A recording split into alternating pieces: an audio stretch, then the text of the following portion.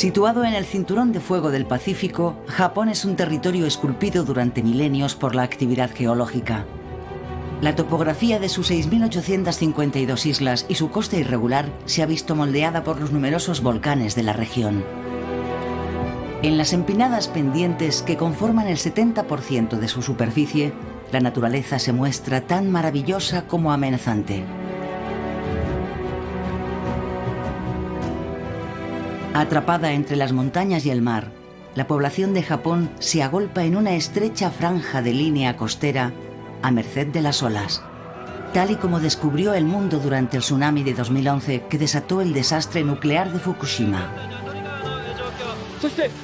La ola había rebasado el rompeolas. En cuestión de 4 minutos todo había vuelto a la calma. Pero no son solo los tsunamis, también están los tifones, las inundaciones y las avalanchas de lodo. En las costas y montañas el agua es una amenaza para este país. Si sales, te juegas la vida.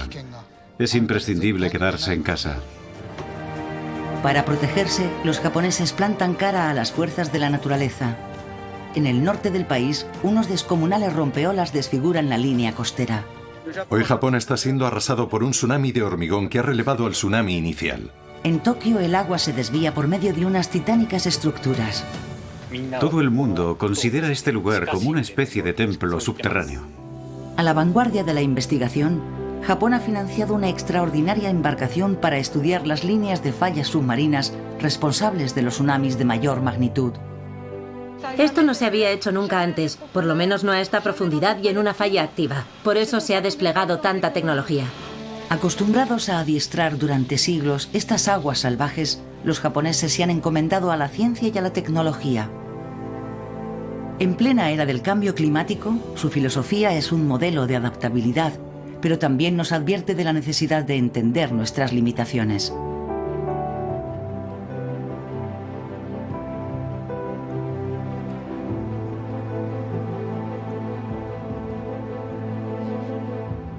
Tierras extremas. Japón.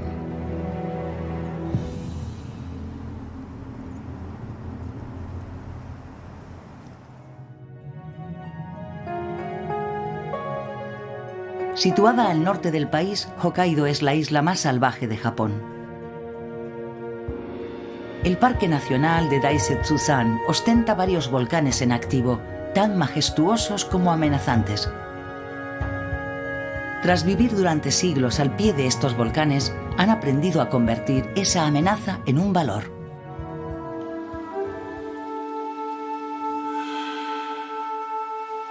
De hecho, han inspirado una práctica particularmente apreciada en Japón, la tradición de los baños. Normalmente el flujo de agua es mayor. Debe de estar a punto de producirse una erupción. El agua llega aquí a una temperatura de 42 grados, directamente calentada por el cercano volcán Tokachi. Noriko lleva viniendo aquí desde niña.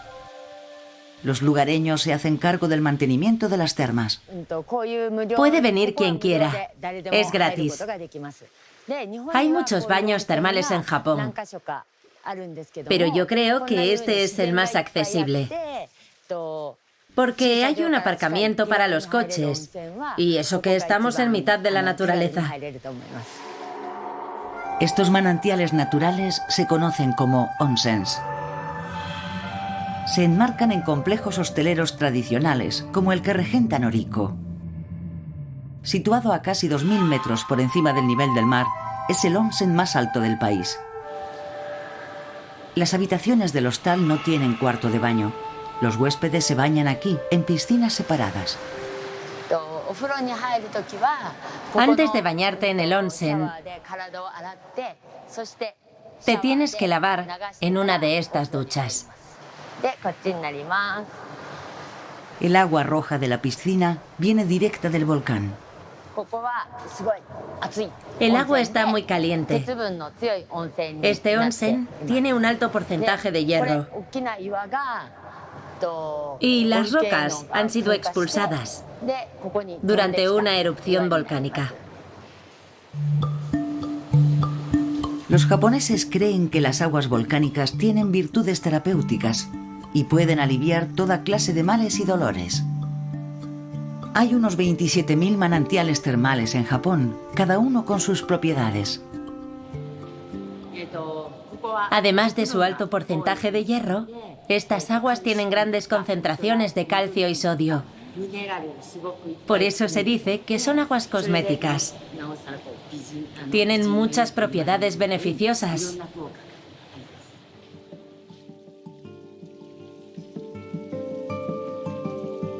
Antiguamente, los manantiales termales ayudaban a los japoneses a soportar las inclemencias del invierno.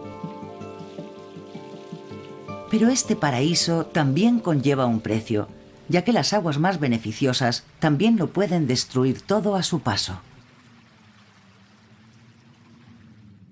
Esta es la pequeña ciudad balneario de Shirogane. Keitaro Yoshikawa trabaja para el Centro Sabo, creado en 1943 por el gobierno para controlar la erosión en las laderas de los volcanes y los ríos.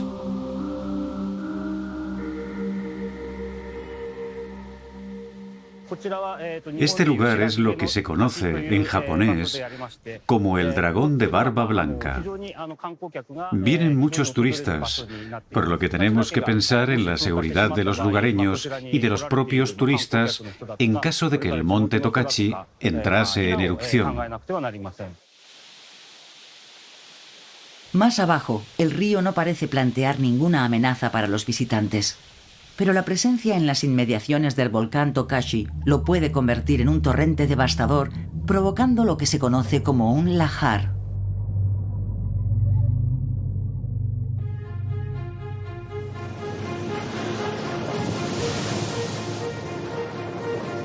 Un lahar es uno de los fenómenos más destructivos que se pueden producir en una región volcánica. Los ríos, cargados de cenizas, rocas y sedimentos, se pueden transformar en torrentes de lodo sumamente densos que lo destruyen todo a su paso.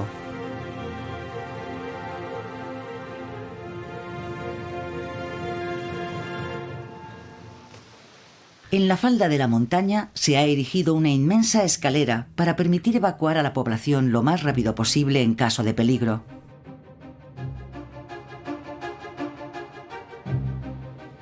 Sus 286 peldaños son accesibles bajo cualquier condición meteorológica y conducen a una plataforma de evacuación situada a más de 600 metros por encima del nivel del mar. Para limitar el potencial destructivo de los lahares, el Centro Sabo de la región ha construido 40 presas en el río por valor de 350 millones de euros. Esta, por ejemplo, con sus vastas fauces de acero, permite filtrar las aguas torrenciales.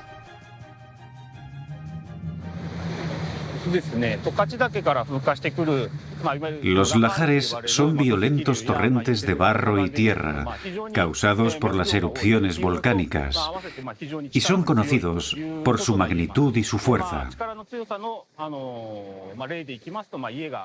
Son tan poderosos que pueden arrasar con casas, puentes y hasta con las vías férreas. Quiso el azar que estos desarrollos contribuyeran a crear una de las maravillas de Japón, la Laguna Azul de Biei.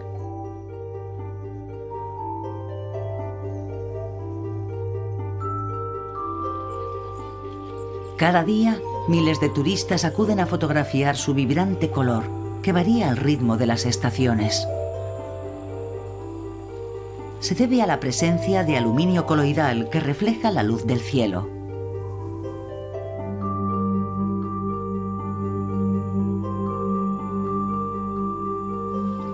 A pesar del riesgo que conllevan, las aguas termales son un activo para la región.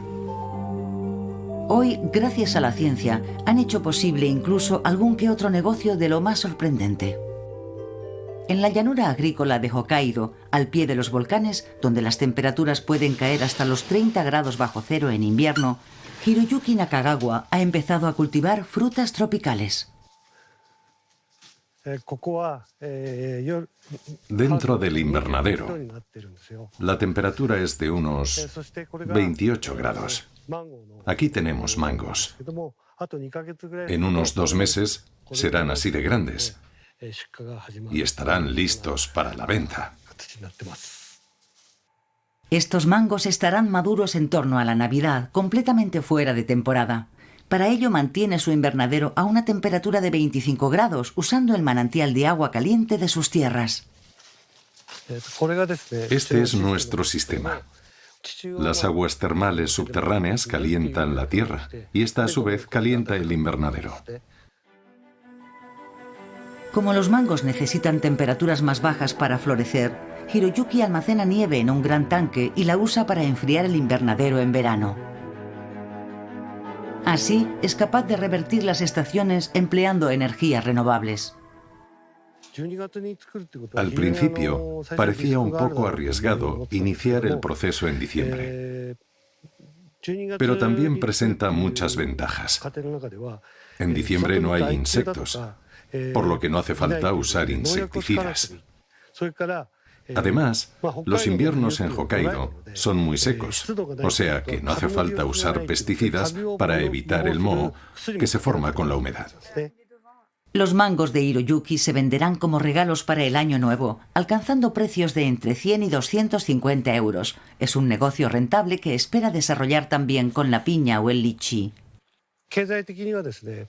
Desde el punto de vista económico, siempre ha sido difícil trabajar la tierra en invierno en Hokkaido. Pero el sector primario puede generar mucho empleo en la región.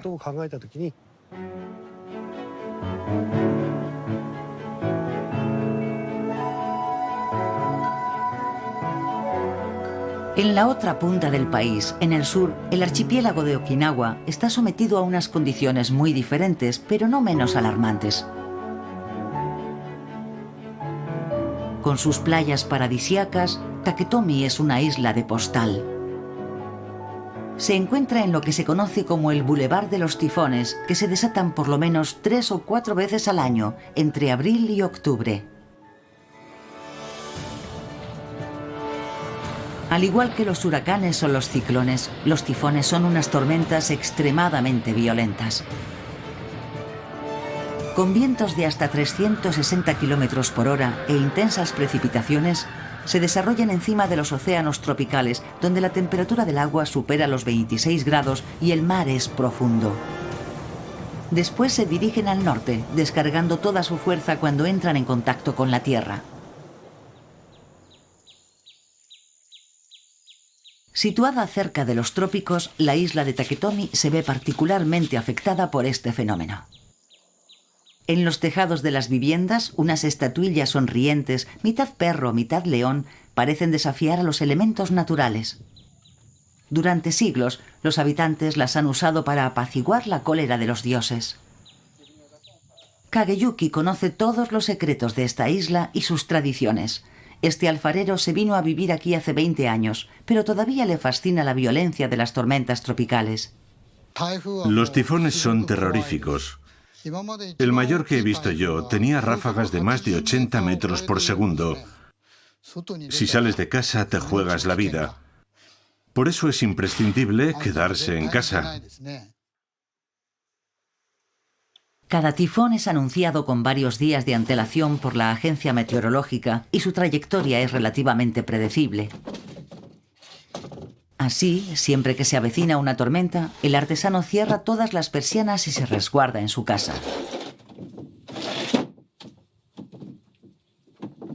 La arquitectura ha sido especialmente diseñada para resistir a los elementos, empezando por los muros de piedra que rodean las viviendas.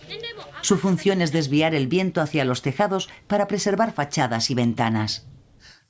La altura del tejado y los muros de piedra están pensados para desplazar el viento hacia arriba cuando azota las casas. Hasta las propias calles están diseñadas para limitar los desperfectos. Están trazadas en forma de S, para evitar que las ráfagas de viento puedan ganar velocidad y fuerza, tal y como ocurre cuando se desplazan en línea recta. Pero el componente esencial de esta arquitectura antitifones son, sin lugar a dudas, los tejados en un ángulo de 45 grados típicos de Okinawa. Ahora mismo Kageyuki está ayudando a Miho, su aprendiz, a construir su casa. Le enseña sus técnicas tradicionales. En esta isla no había artesanos y yo quería ayudar a la gente. Por eso me dedico a esto.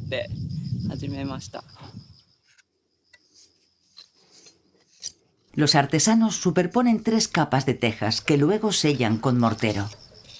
De esta forma el tejado aguanta lo que le echen. Si no se montan por capas, las tejas salen volando una tras otra, porque el viento pasa por debajo. Yo pongo mortero entre las tejas para evitar que se cuelen la lluvia y el viento.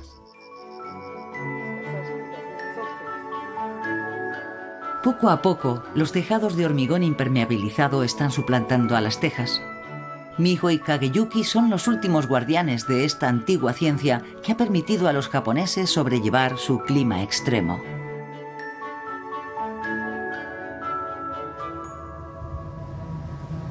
Los tifones son el evento meteorológico más poderoso de la Tierra.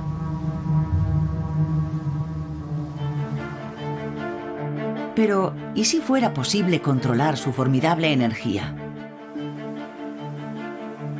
Es el reto al que se enfrenta un ingeniero japonés en una isla vecina, donde está probando un prototipo de turbina eólica capaz de alimentarse con los vientos huracanados.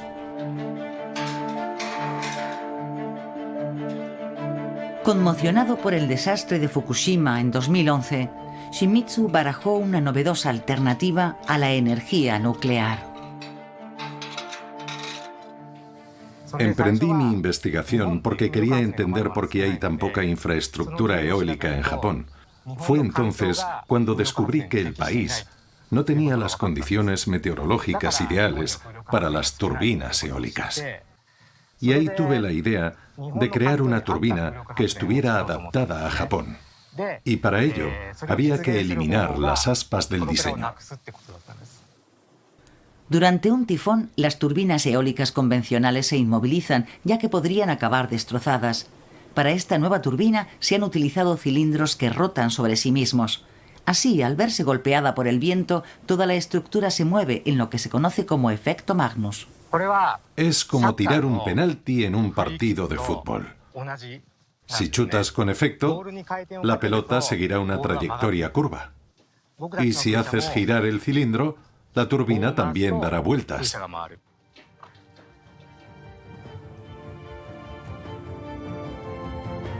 Las pruebas efectuadas con el actual prototipo ya han producido 5 gigavatios durante una tormenta. Y eso no es nada en comparación con el potencial de un tifón, cuya energía podría abastecer de electricidad a Japón durante 50 años. Pero todavía quedan muchos problemas por resolver, en particular la cuestión del almacenamiento de la energía. Puede que un día los tifones sean considerados como un recurso natural, pero por el momento causan muchos estragos, sobre todo en las zonas más densamente pobladas. Atrapada entre las montañas y el mar, la mayoría de la población de Japón se agolpa en una estrecha franja de costa. Ya solo en la cuenca de Tokio viven nada menos que 37 millones de habitantes. Una tercera parte de la población del país se agolpa en menos del 2% del territorio. El hormigonado generalizado ha hecho que esta región sea particularmente vulnerable a las inundaciones. En muchas zonas no hay campos o parques para absorber el agua en caso de riada. Para solucionar este problema, las autoridades de Tokio han construido una extraordinaria estructura subterránea en las afueras de la ciudad. Se accede a ella a través de esta pequeña caseta.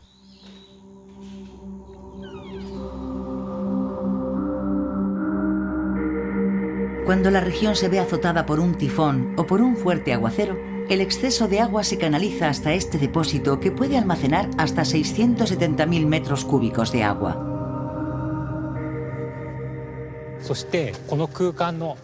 Este espacio mide 18 metros de alto, 78 metros de ancho y 177 metros de largo. Con sus 59 columnas de 500 toneladas cada una, este prodigio de la arquitectura parece un templo. Hasta se ha convertido en una atracción turística. Todo el mundo considera este lugar como una especie de templo subterráneo. En una de las columnas, un letrero marca el récord que alcanzó el agua en 2015, un nivel de 10 metros. Pero por impresionantes que sean sus dimensiones, este pasillo con sus columnas no es más que la parte visible de un sistema mucho más amplio. Río arriba, un canal de 6 kilómetros drena el agua de los ríos que atraviesan la región. El canal cuenta con 5 tanques como este. Este lugar mide unos 70 metros de profundidad. Aquí podría aparcar una nave espacial sin problemas. Cuando los tanques se llenan, cosa que ocurre unas 10 veces al año, el agua se drena y se bombea hacia el mar, descendiendo por el río Edo.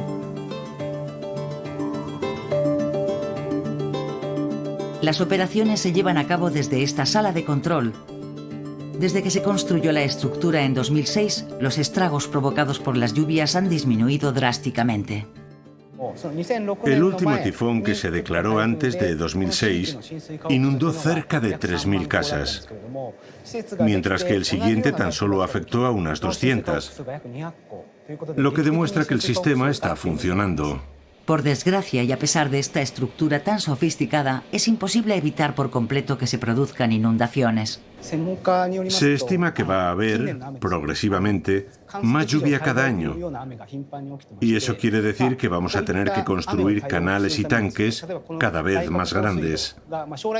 Sin embargo, no vamos a poder evitar que haya zonas que se inunden. Uno de los efectos del calentamiento global es que los tifones se están volviendo más y más violentos cada año que pasa, pero eso no es lo más preocupante para los japoneses. Situado en el punto de encuentro de 4 placas tectónicas, el archipiélago japonés está rodeado de fallas submarinas. Con una extensión de unos 900 kilómetros, la falla de Nankai es especialmente preocupante para los científicos. De aquí a 30 años, es probable que cause un megaterremoto y un tsunami que se prevé que podría matar a cerca de 270.000 personas. Investigadores de todo el mundo acuden aquí para estudiarla. Marianne Conin es profesora de geología en la Universidad de Nancy. Junto a una 50 de investigadores de todas las nacionalidades, ha tomado parte en una singular expedición. A bordo de esta extraordinaria embarcación, esperan poder explorar la hasta ahora inaccesible zona de falla a más de 5 kilómetros por debajo del suelo oceánico. Con sus 210 metros de eslora y su grúa de 122 metros de alto, el Chikyu parece una plataforma petrolífera, pero está equipado con un laboratorio científico de última generación. Capaz de taladrar el lecho marino a profundidades de hasta 7 kilómetros, este equipo le costó cerca de 500 millones de euros al gobierno japonés.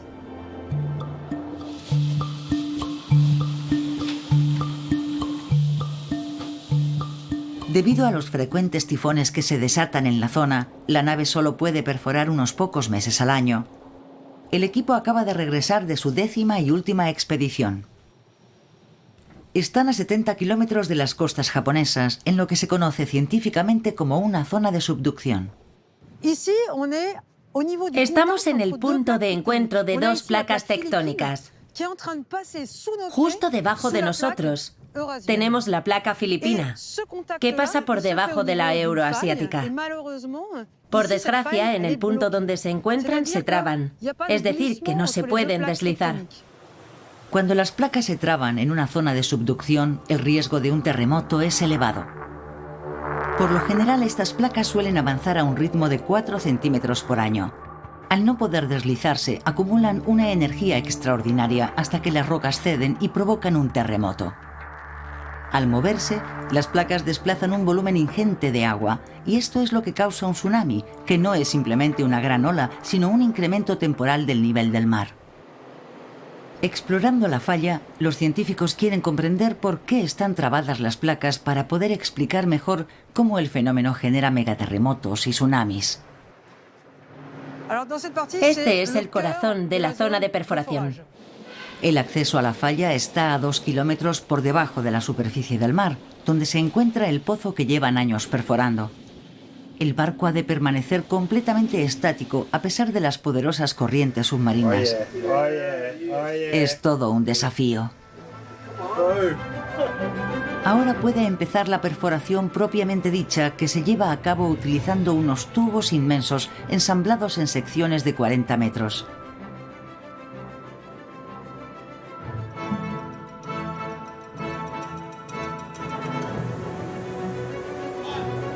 Los técnicos propulsan el agua embarrada a través de los tubos para retirar la tierra y así mantener abierto el pozo a pesar de la fuerte presión de las profundidades.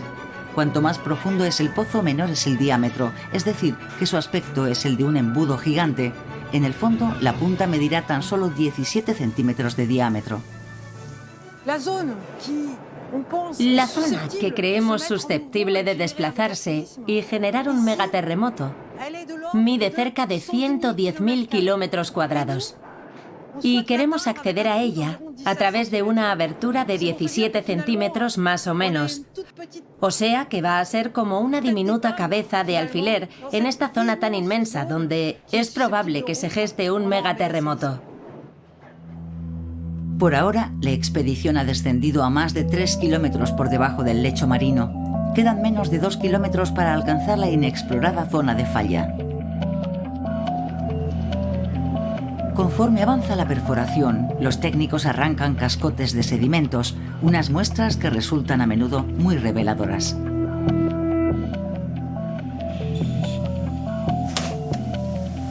Los científicos tienen la posibilidad de estudiarlas directamente a bordo gracias al inmenso laboratorio de la nave dotado de un equipo de última generación. Uno de los directores científicos del proyecto es el profesor Kanagawa. Es quien coordina los análisis, pero la observación de las muestras aporta mucha información a Marianne. Lo que vemos es que el material está presente por todo el subsuelo, de manera homogénea, como si alguien hubiera removido el barro con fuerza. Es el resultado de un corrimiento de tierra, que con toda probabilidad ocurrió durante el terremoto de 1946. Las excavaciones permiten a los científicos viajar en el tiempo. Cuanto más descienden, más se adentran en el pasado lejano. La propia zona de falla nunca había sido explorada antes. Hasta el momento, los científicos solo podían especular sobre su funcionamiento. Si logran llevar a término la prospección, sus 10 años de trabajo habrán dado sus frutos, respondiendo por fin a todas sus preguntas y quizá más. Nos gustaría instalar un dispositivo de observación dentro de la propia placa tectónica para poderla monitorear a largo plazo. Por desgracia, como los datos se registran en tiempo real, nos resulta difícil predecir los terremotos. La labor desempeñada a bordo de este increíble buque permitirá sin duda realizar mejores predicciones de catástrofes a largo plazo y ayudará a salvar muchas vidas. Pero mientras tanto, los japoneses tienen que encontrar formas de protegerse.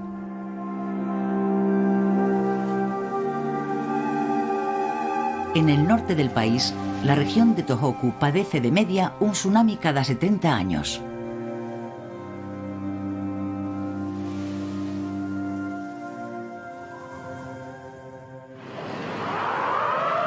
El de 2011 fue tan singularmente violento que devastó por completo la línea costera.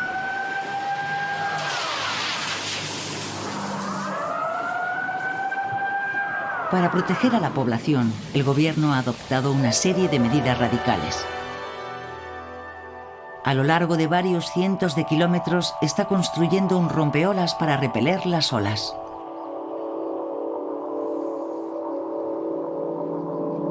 Remy Escochimaro es un geógrafo francés que reside en Japón. Desde 2011 visita regularmente esta región para estudiar los proyectos de construcción. Este, por ejemplo, era un puerto pesquero tradicional.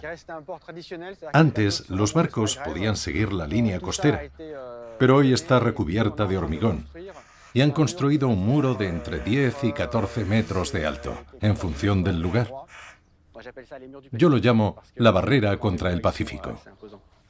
A lo largo de casi 450 kilómetros de litoral, los japoneses están rodeando de hormigón hasta la cala más pequeña, hasta el arroyo más insignificante, como este riachuelo que en 2011 con el tsunami se inundó.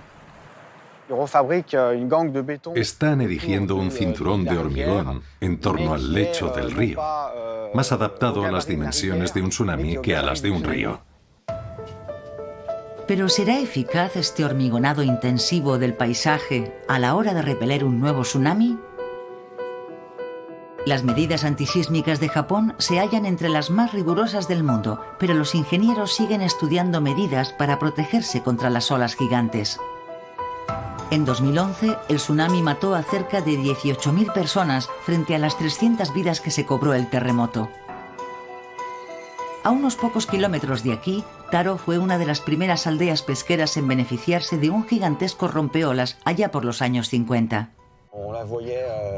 En todos los libros de texto se presentó como la medida más eficaz contra los tsunamis en Japón y, por ende, en el mundo. Y sin embargo, este descomunal rompeolas no bastó. La ciudad quedó prácticamente arrasada en 2011. Solo se mantuvo en pie este hotel.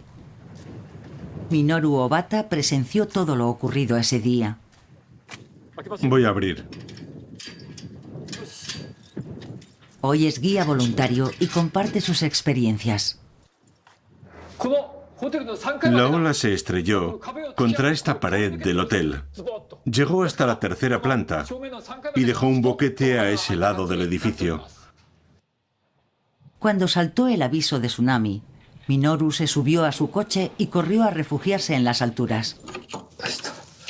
Pero no todo el mundo fue tan cauto. En parte, según él, porque el rompeolas creaba un falso sentimiento de seguridad.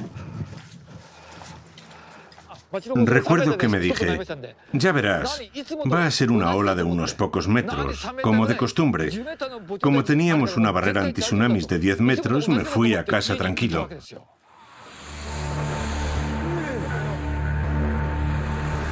Ese día, el rompeolas impidió a los lugareños ver que el agua se estaba retirando, lo que no permitía presagiar que había otra ola en camino mucho más peligrosa.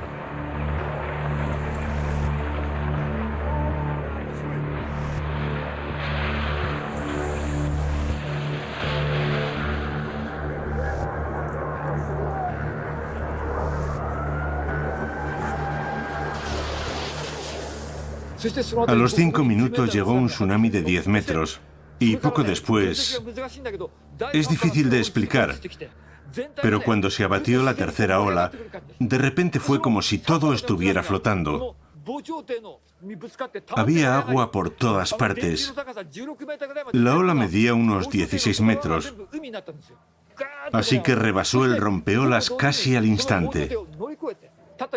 Y en cuestión de 4 minutos, todo había vuelto a la calma.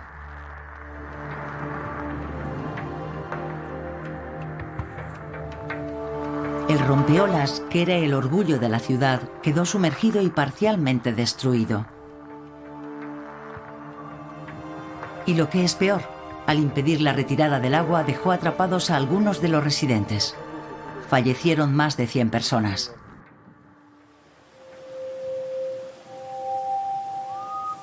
Sin embargo, unos años más tarde, el municipio optó por reconstruir un nuevo rompeolas aún más grande y más alto. Volvieron a construir un rompeolas, solo que en vez de medir 10 u 11 metros de alto, este medía 15 metros, con lo que aislaba totalmente la aldea y la hacía desaparecer detrás de un muro de hormigón. ¿Cómo hicieron sus cálculos los ingenieros, sabiendo que es científicamente imposible predecir un tsunami y mucho menos la magnitud de sus olas? En el antiguo malecón, hoy reconvertido en monumento histórico, nos reunimos con el funcionario local encargado de supervisar las obras, Tsukasa Takeda. Se produjo un gran debate y se realizaron distintos cálculos para decidir la altura del nuevo rompeolas.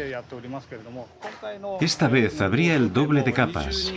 De esta forma, aunque el tsunami fuera lo bastante alto para rebasar el rompeolas, los habitantes seguirían disponiendo de un poco de tiempo para refugiarse en las montañas o en cualquier superficie elevada. Esta nueva muralla debería resistir a la mayoría de tsunamis. pero en los cálculos solo se ha tenido en cuenta la altura de olas pasadas. Hoy los científicos quieren incorporar la topografía y la medición de las distancias para señalar con precisión el punto de inicio de los terremotos y poder establecer estándares precisos. Mientras, el Estado sigue construyendo murallas para mostrar su apoyo a las poblaciones vulnerables. Dada la magnitud de la amenaza, es difícil oponerse a estas medidas. La construcción de nuevos rompeolas no tiene límites porque Japón tiene dinero. Y además las constructoras japonesas están buscando nuevos mercados. En algún punto del proceso el dique moral se ha venido abajo y Japón ha sido arrasado por un tsunami de hormigón que ha tomado el relevo del tsunami inicial. Pese a todo, la ciudad ha prohibido a los residentes instalarse justo detrás del nuevo rompeolas. Algunos municipios de la región van aún más lejos. Descendiendo un poco al sur está Rikuzen Takata, donde los japoneses han acometido un monumental proyecto de construcción. Además de realizar un muro, han optado por incrementar el nivel de su ciudad varios metros por encima del mar. Al ser un tipo de planificación completamente nuevo, es un campo de estudio interesante para un geógrafo. Traemos tierra excavada en las montañas con una cinta transportadora y la extendemos por el suelo para ir elevando el terreno progresivamente. Ya lo hemos elevado unos 8 metros, lo que quiere decir que aún nos quedan otros 2. Para llevar a cabo con éxito este asombroso proyecto, tendrán que pasar por aquí 300 camiones día y noche durante 10 años. Las obras modificarán por completo la topografía de la ciudad, recortando las montañas circundantes y elevando el nivel de la planicie. La alternativa era que la gente dejara de vivir aquí, lo que acabaría con el comercio y mataría la ciudad. Habría sido una pésima idea.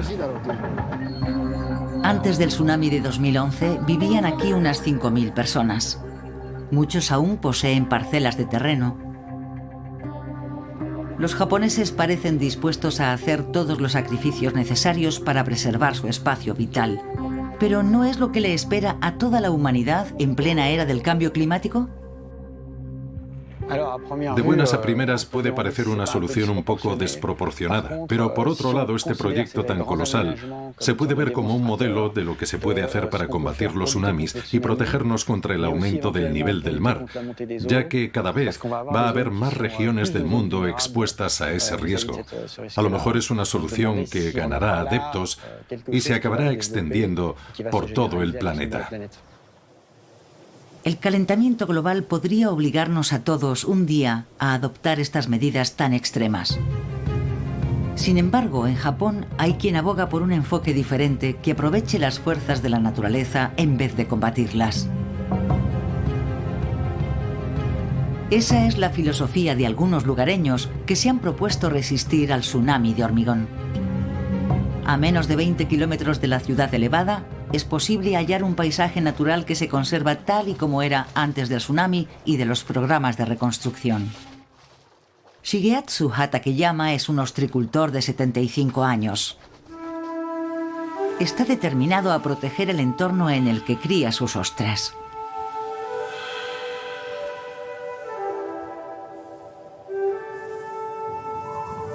En 2011 lo perdió casi todo.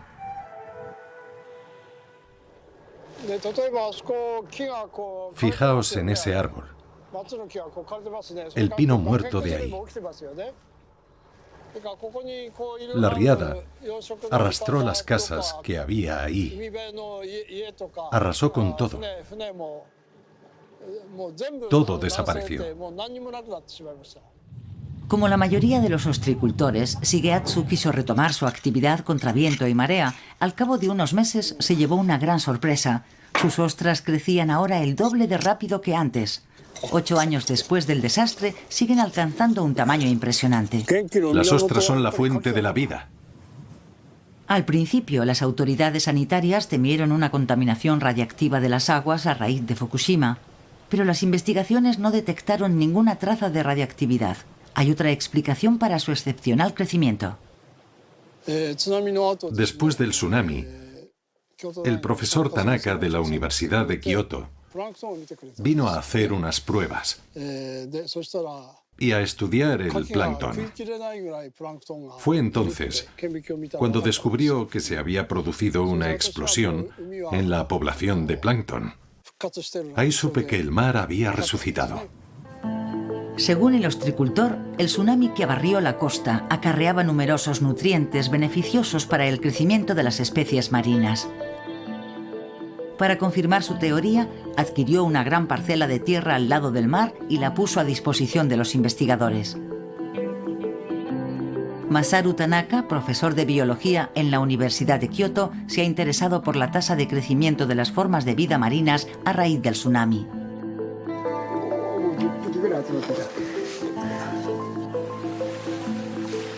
Estos pececillos conocidos como gobios casi habían desaparecido de la zona antes del desastre. Nosotros no comemos gobio, ni le damos ningún otro uso, pero es el último eslabón de la cadena alimentaria. Es una fuente de comida para las aves y las anguilas japonesas, una especie que ahora mismo está en peligro de extinción. Según este investigador, el tsunami ha resucitado la cadena alimentaria, restaurando la circulación de los nutrientes que circulan naturalmente entre la tierra y el mar. Por desgracia, la reconstrucción de la zona no ha sido eficiente, ya que se han conformado con rellenar el terreno original. Esta es la única hectárea de humedal donde se ha preservado la mayoría de los elementos. Así que es un lugar sumamente importante. Después de un desastre, la naturaleza se regenera a una velocidad asombrosa. La naturaleza siempre sale fortalecida, incluso después de un desastre. Es algo importante a tener en cuenta y de lo que deberíamos aprender. Como medida de protección, en ocasiones es posible trasladar las viviendas a las alturas o mejorar los procesos de evacuación.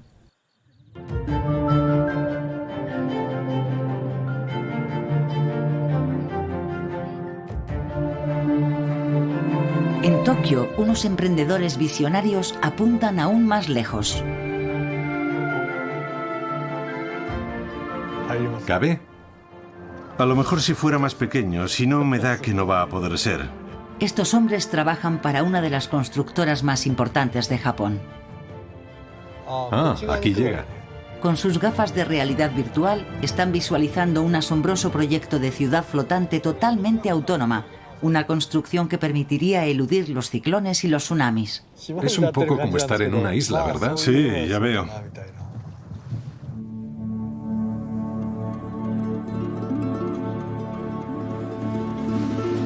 La ciudad, de 1 kilómetro de alto, flotará sobre una base de unos 3 kilómetros de diámetro y podrá alojar a cerca de 50.000 habitantes. Sería una inmensa torre. En la parte superior vivirían los residentes y en el centro se podrían cultivar hortalizas y también habría un restaurante. Según los diseñadores que ya han realizado pruebas con modelos, los habitantes estarían más seguros aquí que en tierra firme. Ya sea un tifón o un tsunami, se estrellan contra los muros de los edificios. Y eso quiere decir que lo más seguro es encontrarse en una superficie amplia y que flote. Si se declara un tsunami, la plataforma se eleva con la ola y luego vuelve a su sitio. Y con el viento, el concepto es el mismo. El flotador verde tiene la capacidad de sortear la energía del viento o de la ola en vez de acusar el golpe sin más. Ahora suena a ciencia ficción, pero la compañía ya está trabajando en proyectos más pequeños con muchos países que se enfrentan a la subida del nivel del mar. Al vivir en un país con un territorio extremo y amenazado por el agua, los japoneses han tomado la iniciativa en la lucha contra el cambio climático. Tal vez resuelvan algunos de los problemas que amenazan con afectarnos a todos en un futuro cercano.